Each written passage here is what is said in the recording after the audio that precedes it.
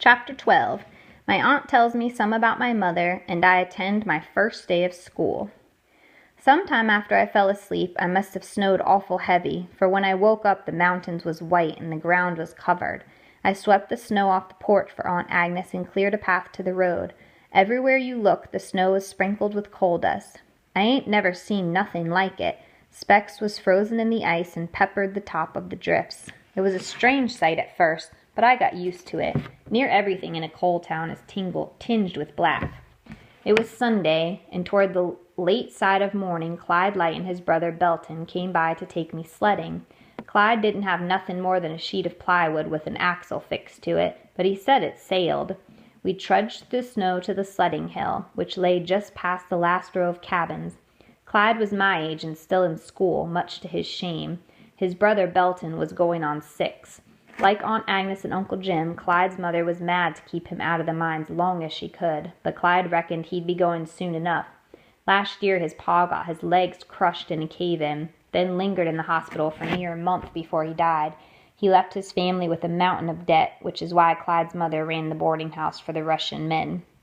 Mr. Newgate let her keep enough money to care for Clyde and Belton, but took the rest to pay off the hospital bill. There's still an awful lot to pay off, Clyde said, and a son can't let his mother work herself to death. Now, just take a look at this hill, Billy. We're going to roar down it, I'm telling you. There weren't a tree or stump or outcropping of rock to be seen. It was smooth and slick, glistening with ice clear down to the bottom where it emptied onto a frozen pond. Clyde said that years ago the company cleared it to build a community hall, but they never got round to it. Kids was all over it, sailing by on sheets of cardboard and wood, or rolling down by themselves with their arms tucked in. One little guy was sitting on a pie plate sliding down the hill in slow, lazy spirals, giggling to himself. I jumped on behind Clyde and yelled for Belton to get on behind me, but he just looked right through me like he hadn't heard me and started twirling in place with his arms outstretched, talking to himself in a language all his own. "Don't worry about him," said Clyde. "He's happy. He'll do that till he falls down." "Is he deaf?" I asked. "No, he can hear fine. He just don't understand words. Don't use 'em either. Now get ready, Billy, 'cause I'm fixin' to take off." And with that, Clyde dug in his heels and pushed us down the hill. We passed kids on cardboard and pie plates, whooping it up as we went over hard little drifts, then flew into the air for a flash. We smacked back down with a thrilling little thump of pain and managed to hold on till we hit the pond. We tumbled off dead in the middle of it, laughing our heads off and staring at the blank sky. Things went on like this for hours, and I don't think I ever felt so happy and free in my life. Clyde and I took turns sitting in front of the sled. For the most part, Belton kept to himself, watching us from behind a tree or twirling about. Toward the end, he went down the hill a few times on his seat, laughing like any other kid there.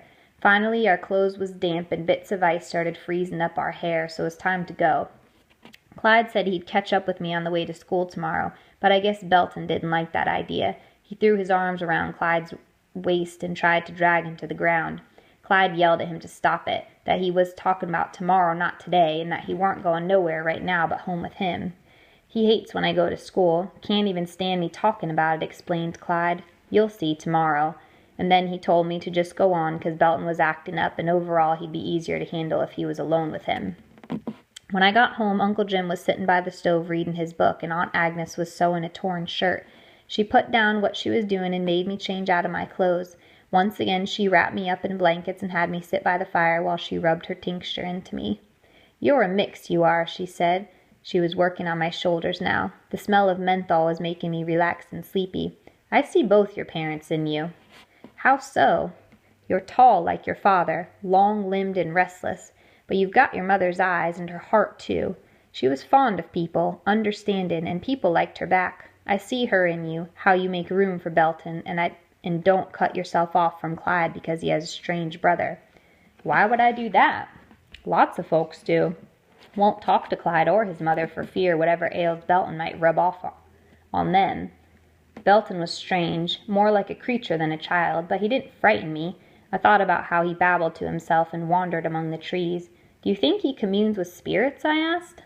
"Maybe." I paused, debating whether or not I should tell my aunt about my talent with spirits, the very talent that killed her sister, but perhaps because she seemed to be seeing me, like no one else ever had, I did. "I do. Sometimes they come to me." "So I've heard. The healing woman says you talked to spirits the hour you were born. Folks say it killed my ma, made her die from fright. I got awful jumpy inside. My heart was pounding. Maybe I was making her talk about something she'd rather forget. I don't know about that, for I wasn't there, she said, but lots of women die in childbirth, Billy. I've seen it many times here in Holly Glen.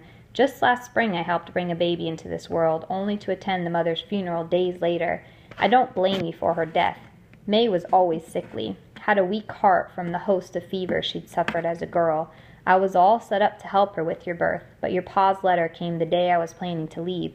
He said that you came early and was stillborn and that May was dead. A wave of relief poured over me. Maybe my mother didn't die because of me. Maybe it was her weak heart. No one ever told me she was sickly before. At the same time, I couldn't help wondering why my father had lied about me. Why'd he write you I was dead? I've thought and thought about that, Billy, and I just can't say. All I know is that your pa was always secretive, elusive, I'd say. He was never one to talk about his past or his plans for the future. He courted your mother off and on for 2 years, showing up on our doorstep with a present from one of his travels, then taking off again without a word of explanation. I held her hand while she cried over him many times. Why'd she marry him?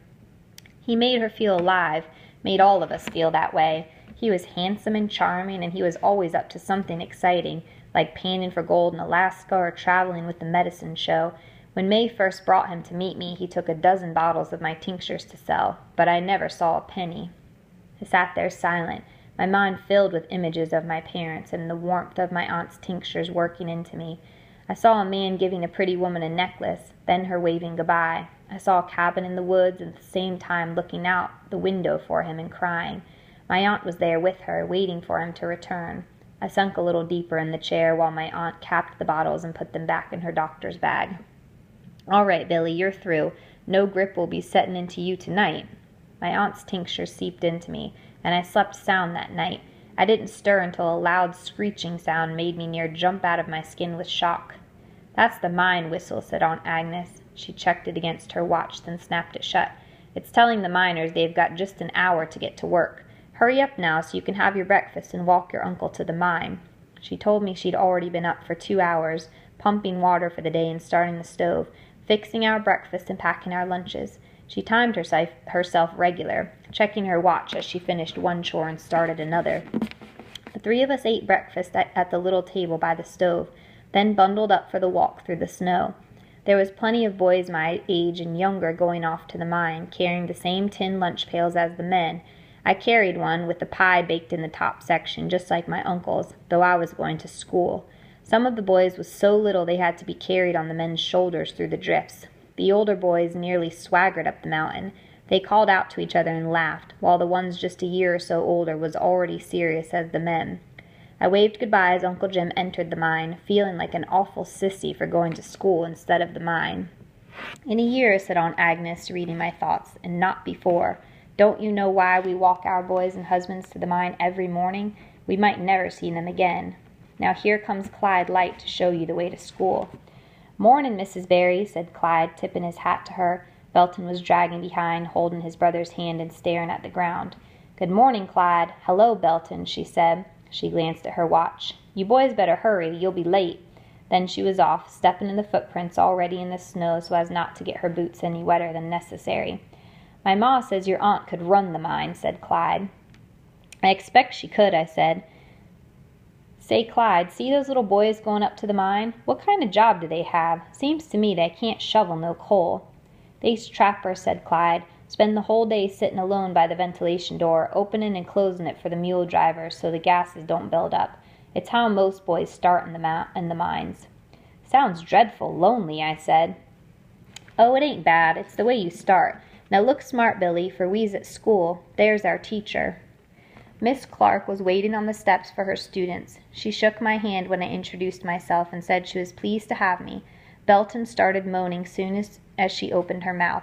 He clung to Clyde till he peeled him off, then Miss Clark closed the door. I stole a look at him through the frosty window, and he was red-faced with crying. Don't worry about Belton, said Clyde as we took our seats. He'll wander about the hills waiting for us. The schoolhouse was a little clapboard building with a coal stove in the middle and rows of desks all around it. It was right smart, I thought, for the inkwells was full and the pen nibs and pencils was laid out neat in the tray. Kids aged 5 on up to near 12 came in and took their seats. Rachel gave me a mean look. Only one boy seemed older than me and Clyde, which filled me with dismay. But Miss Clark seemed nice, and this cheered me up some. She was fresh-faced and young and moved her hands about when she talked. She introduced me to the class, then asked if I wouldn't like to recite something. Maybe there's a poem or speech you memorized in your other school that you'd like to share? No, ma'am, I replied, and before I knew it, a story started coming on. I'm not one for reciting, but I would like to say a few words if I could, considering how I'm new to Holly Glen and don't know no one except my new friend Clyde Light over yonder. Why, certainly, Billy, that would be very nice. Well, I cleared my throat. I just wanted to say how much I appreciate being here, seeing how all the boys I was raised with at the orphanage was such a low-down pack of thieves dedicated to learning how to be pickpockets, robbers, and such. Some of them even started a secret club that was hell-bent on spying at folks at night and breaking into their houses.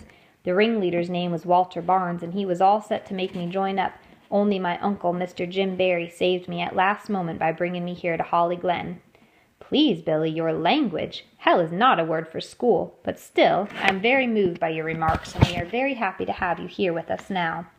Thank you, Miss Clark, and sorry about the language. I took my seat and put my face in my hands for a moment, like I was tearing up with emotion. The class was silent. Well, my little speech was a big hit. I wasn't just the new kid, or an older boy too sissy to work the mines. Instead, I was someone who had seen some danger in the world, someone who knew pickpockets and thieves. They mobbed me at recess and pulled on my sleeves, begging for stories about Walter Barnes, whom I made out to be the meanest, strongest boy that ever lived. I had a grand time making up stories about him. I told the kids how he once threw a rock so hard it buried itself in a tree, and how he took a copperhead right out of the hands of a preacher one Sunday morning and crushed its head. He's not afraid of God nor man, I told him, and the younger ones shivered in their boots. The rest of the school day was right interesting in its own way. Some of the kids spoke a strange kind of English, for their folks came from all over Europe to work the Newgate mine. There were kids from Wales, Romania, Italy, Poland, and Russia. It was a heap of fun hearing their accents and figuring out what they was trying to say, and all of them wanted to talk to me about Walter Barnes and his band of robbers. Oh, they was wicked thieves, I whispered to a corner of the room while Miss Clark wrote on the blackboard. Used to roam about stealing laundry off the line so they'd have plenty of disguises. Billy Creekmore, Miss Clark spun on her heels. Her eyebrows was knitted together, she was so mad. You are becoming a distraction to the class. If she weren't so nice and pretty, I'm sure I would have felt so bad. But since she was good-hearted and kind, nothing at all like Mrs. Beadle, I did my best to settle down. I got down to my lessons, working middling hard at my geography and spelling, and harder still at my numbers. I surprised her, 'cause I know my times tables all the way up to 6 times 7 is 44. But I told her I don't plan to go no further. I don't put no stock in mathematics. Clyde said I did real well, considering it was my first day, and that he was proud to be my friend. What the heck do you suppose that old Walter Barnes is up to now? He asked. Heaven only knows, I answered, still venturing out at night and stirring up trouble, I reckon. I'm just glad to be away from him. Belton was up ahead, hiding behind a tree, throwing little stones at everyone who came out the door until he saw his brother. He threw his arms around Clyde and clung to him all the way home, trying his hardest to put his tiny hand over Clyde's mouth when he spoke to me. He couldn't bear Clyde giving attention to anyone but him. Seemed awful irritating to me, but Clyde was used to it. None of the other kids could stand it, I guess, for the 3 of us walked home alone. Up ahead, our classmates raced from one frozen puddle to another, stomping on 'em for all their worth and shattering the ice.